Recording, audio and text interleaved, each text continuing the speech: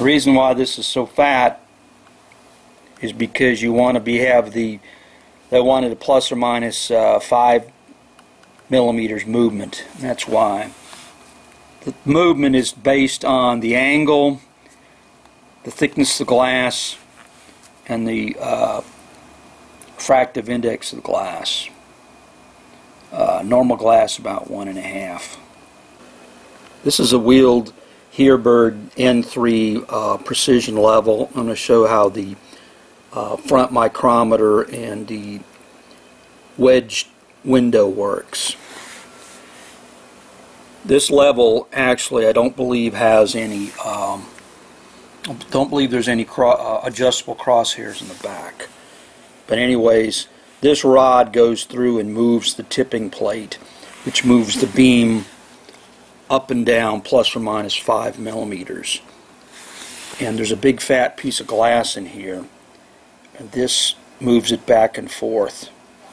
And so when it rotates, it displaces the beam 5 millimeters up or 5 millimeters back. Now on the Zeiss Ni2 they have an attachment that goes on here, and then I think on the Sakia they do too, but on the N3, which goes back to 1926, it's built on. And this is what they call the older style. Now this ring here, what it does is it has a wedge-shaped plate. So if it's rotated around, it'll move the beam just a little bit up and down, and that's just to align the bore. And I'll show over here. There's a mark on here. You have to undo this screw just a little bit and the one on top just a little bit, and you can rotate this around. Generally that's not done, but there's a mark on here. If you take this apart, take this off, you have to kind of fool around to get the clamps back on. It's not that hard, but since there's not a adjustable set crosshair on here, that's how this is aligned. Over here, that's what moves the rod that rotates the tipping plate. This, of course, is the focus. This is a tilt. This is actually a tilting level. So this moves the rod back and forth, which rotates the big fat plate in there, and it displaces the beam here, plus or minus 5 millimeters. And then there's a scale inside that when you look through, one of them here, this window goes ahead and looks at the bubble. This particular one here goes through and looks at the micrometer scale. Now, I've had all this apart because this was one I had that kind of was in a house that went through Katrina, so I had this off to kind of, because it kind of got stuck, and I put it back. This little arm that goes in here, it goes on to this piece, and that's the piece that moves back and forth, and it's normally in the center here. And on this particular one, it goes 0 to 10. It doesn't go plus or minus 5. So when the fat piece of glass on here is so the beam is not deviated, the scale reads 5.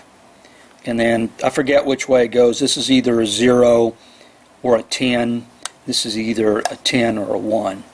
But when there's not any deviation, and this is like this condition, on my particular instrument, this is a metric instrument, it reads 5. Now this arm that goes back in, it bolts into here, and it has a little adjustment here, which never really gets adjusted. It's just done really at the factory. But what it does, it's going ahead and moving the pivot point up and down this way, which means that when this is set up and it's on 5, if you look at a scale and you went ahead and moved this to a rate from 5 to 10, that's 5 millimeters.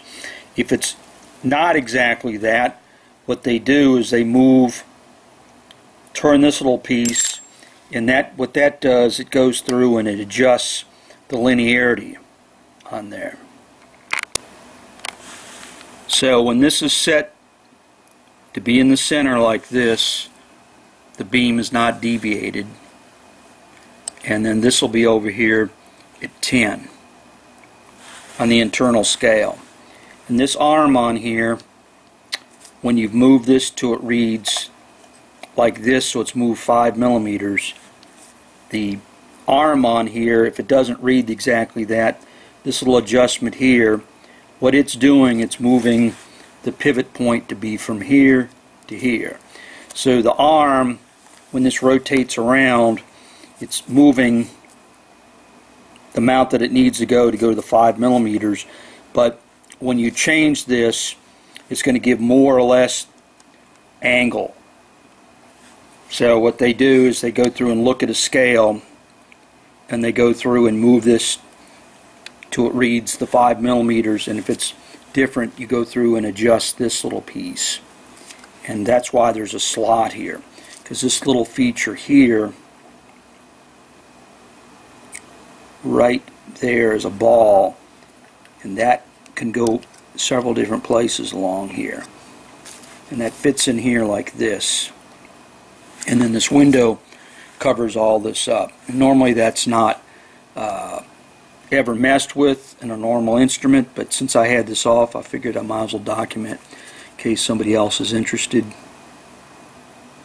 All these little bitty screws on here, if you have an instrument that's gotten corrosion like this one has, you got to really use some patience. Put some Croyle, WD-40 nut blaster, maybe acetone mixed with ATF, some type of miracle stuff, and just use some patience before you try to get the screws off, because if you bust them off, you're in deep dung. These are brass screws, which means they're pretty robust for corrosion, but you don't want it to be wailing on little bitty screws and mess them up. So that's the linearity here. The tracking for the plus or minus 5 millimeters. Of course, this deviates the beam just a slight amount by rotating this wheel, because this is wedge shaped. This is a cover glass. It's not a plane. It's actually thinner at the top and thicker at the bottom, or vice versa. Not really sure on that. And then this whole assembly comes off with these 3 screws. You've got 4 screws to hold the cover on, and then these shorter guys right here. There's 3 of these. That, of course, is the pin that lines up over here. This is the micrometer again. This is the focus. This is the diopter. When you look through here, there's a vial. Big, huge vial. It's in here.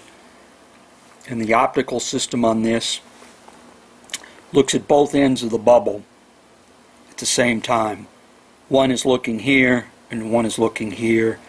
And then you adjust it such that both ends of the vial go ahead and match up the bubble. And so that's kind of a slick system. This is the tilt on it. And that's about it. It's a Wild N3, what they call the old style. This came out in 1926. This particular one was built in 1957. And these were used for doing original surveys that were done of a super high accuracy, and they're kind of obsolete today in the sense that they don't use that anymore. That's why a lot of these were surplus years ago. Just for clarity, here's the Micrometer Adjust, and there's the rod.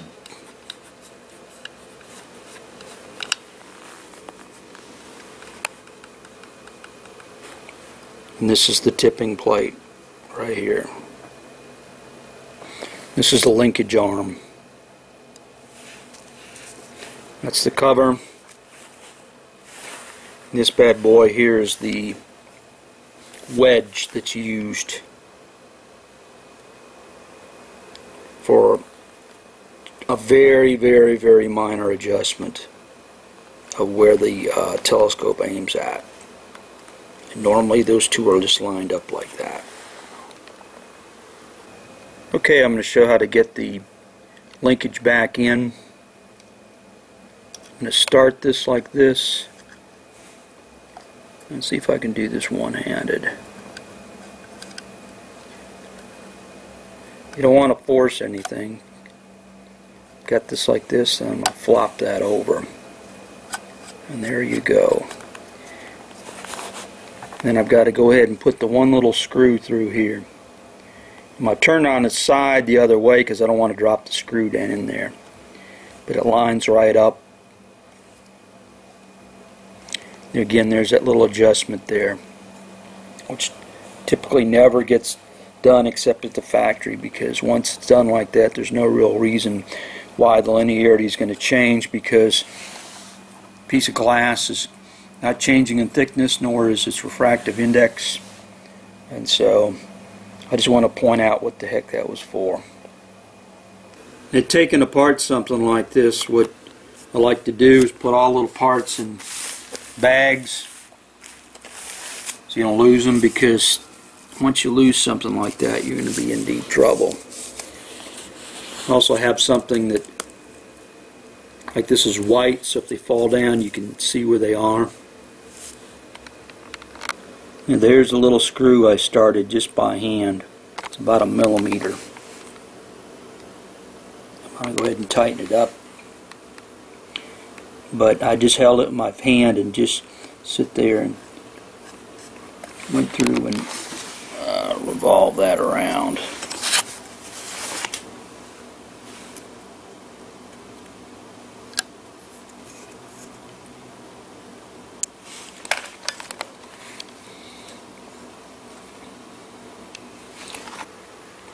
There's the mechanism there. A big plate in there.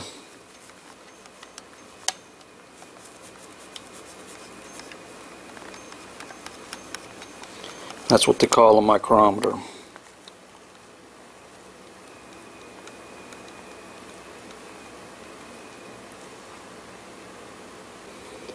So this is the micrometer knob, and there's the tipping plate.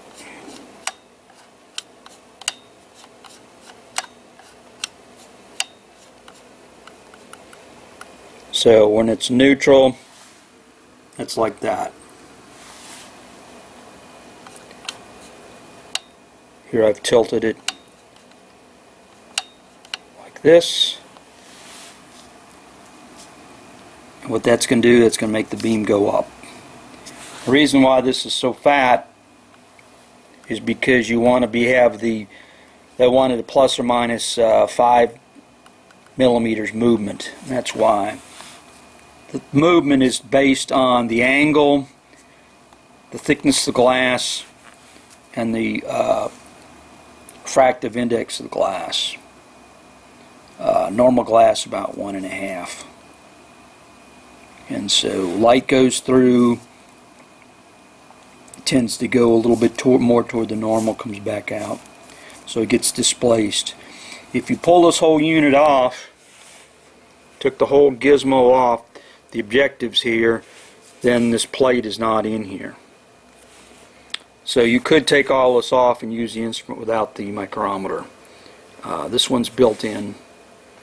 So when the plate is like this, center, it's like this, there's no deviation.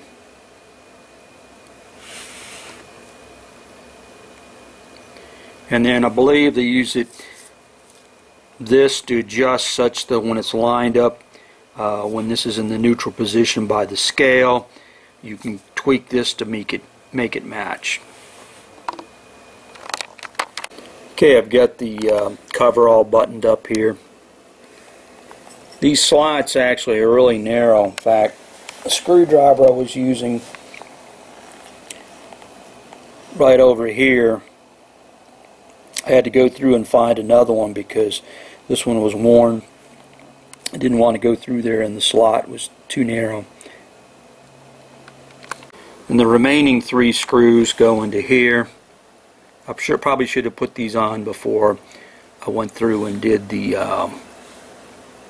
rod, but these little short guys here fit in there.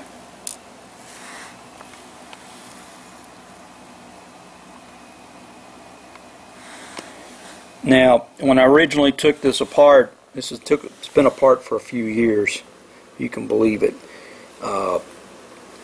What I did is I undid these 3, and you can move this just a little bit back and forth, but then you're binding up on the rod here because the rod's coming through here. So that's one of the reasons I took the side off, but I had to kind of go back and forth just a little bit like this, about plus or minus a half a millimeter, to break this free, because some of the salt air and stuff had got this kind of wedged on. And then also, to get this off, I went ahead and undid both of these. On here I backed this off, and over here I backed it off, which are the clamps, or which were way down in there. I took a knife and went around here with a very sharp edge, and this worked between there to get the gap to where I got the crud out of there, the corrosion, and then I was able to get this where I can revolve this around like this. Then I could get it apart. So what I had to do is that this will just pop right off once you undo the clamps. You don't have to take these completely out, which means they're still captive, but you got to back this off to where the clamps in there are not. Right there's a clamp, if you can see it. Right there, that is a clamp. There's one on either side. And so you don't have to completely undo this, because otherwise the clamp's going to drop in there. Then you got to take, you can flop this over to get it back out. But you just want to back them off some, and then I was able to go ahead and get this free. And the reason I did all that is because I had some crap I had to get off the darn. I wanted to clean the lenses off, because it went through Katrina and just got a bunch of salt crap in there, and cleaned up actually very well. But I wasn't really sure how this went in. This basically fits in there, and those 2 clamp pieces just hold on a rim. So once you back this off, you can pull this right off. But I had to kind of go back and forth like this to free it up. And again, there's a mark on there to line the 2. And then I'm going to go ahead and put this other bolt on there, these 3 screws, excuse me, and that's about it on this instrument. Okay, I've got it all buttoned up. And some tips are, when you want to take something apart, you probably shouldn't take things apart down to a level which you don't have any confidence at. I'd never taken one of these apart and couldn't find anything on the web to do it, so that's one reason I did this video, just to document at least the micrometer end. And some old tricks I use, of course, is use some Ziploc bags or something. It says N3. Took this apart in November 2012. So what is that? A little over 6 years ago. And I just put this back on. And I literally had soaked these screws before for about a year to get them loose, because this was in a house that went underwater in Katrina. And then one tidbit, of course, I had to stick a knife under here and pull this out to kind of get it free, to get this to revolve a little bit. And I've got it all back together again. But if you have a big delay doing something, you want to take all the little parts, put them in bags, use a digital camera, like cell phone or something. It can be just an old 20-year-old one that's 1.3 megapixels. Just take pictures at the different steps, take some notes, put the parts in little bags or old 35mm film cans or Tupperware things, and keep all the little parts together so you don't lose them. Because if you lose these little parts, you're in deep trouble, because It's hard to find the exact screws on something like this. That is the adjustment there for the vial right here on the N3. There's a vial, level vial in here, goes back and forth. And it's just like one in a carpenter's level, except this is has a very low pitch to it, so it's a very fine, sensitive vial. This particular one, the optics look at both ends, so when it's not aligned, it looks like this. When you adjust the tilting screw, it makes it so both ends of the level vial looks like this.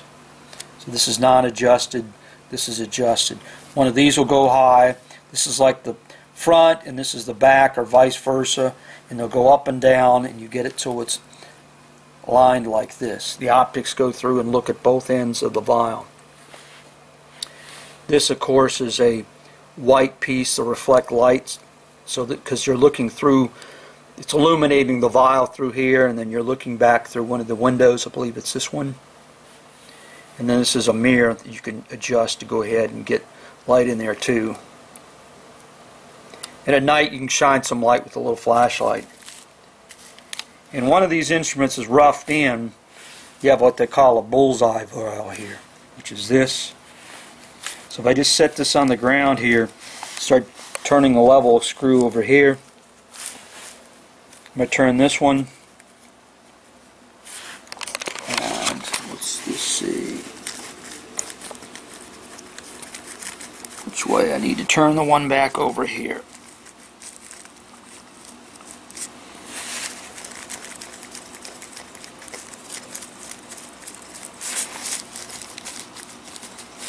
And turn this one back over here.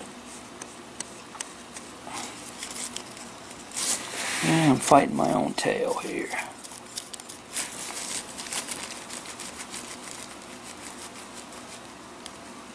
Okay, there it's lined up.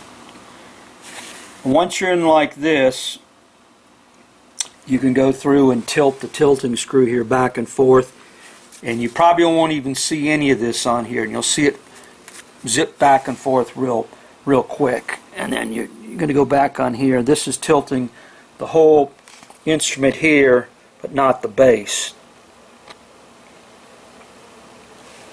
And so the vial's on here, it's tilting the whole instrument and vial to where it's level. And just because this is leveled up on here doesn't mean the instrument's level. It can be that the level is like this, and exaggerated, the telescope may be aiming up at an angle like this. So when this is dialed in to be collimated, so this line of sight from the eyepiece to here is level, it's tweaked in with this at the same time with this. So if somebody's got any, if you've got an instrument that's used, that's somebody's hosed around and got it all screwed up, it could be that this is off a country mile, and then when this is line of sight is actually level, it could be this vial's exaggerated, it's way off like this, or way off like this. And so most of these instruments, surplus, are pretty much on the money, and if somebody's got in there and mess with it, it could be this is off a whole bunch.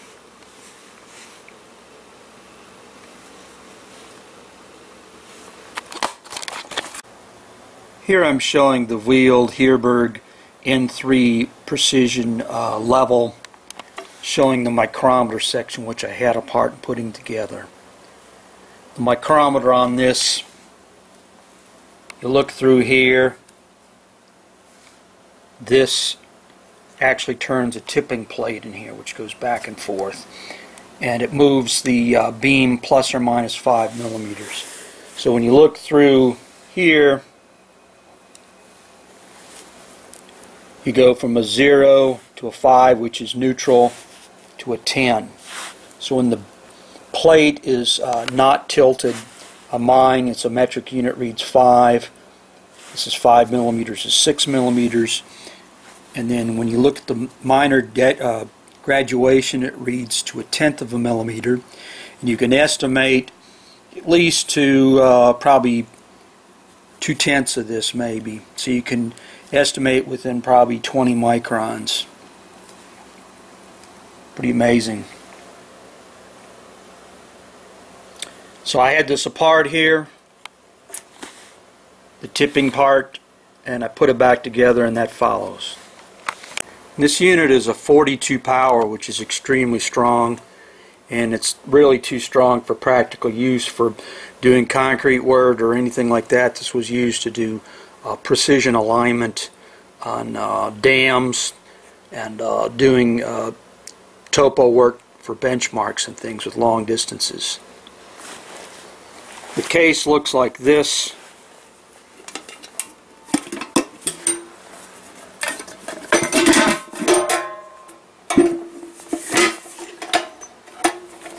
Got the brush off on mine.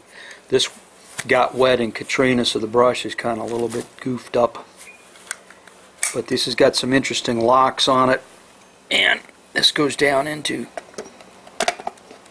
locks onto here.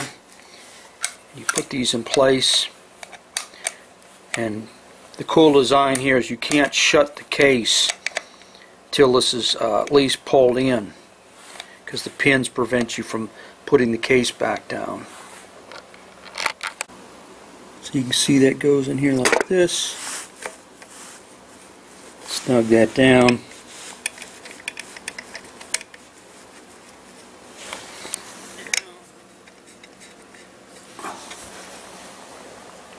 And then you notice on here this goes out too far. It's not symmetrical, so you can turn it like this. It's kind of good practice to kind of just lightly snug this down so it's not going to be jumping around too much. You don't want this to be banging around here. If you just kind of snug this a little bit. You don't really want to put a plumb bob or anything in one of these and have it jostling around hitting anything. This DMA, defense mapping.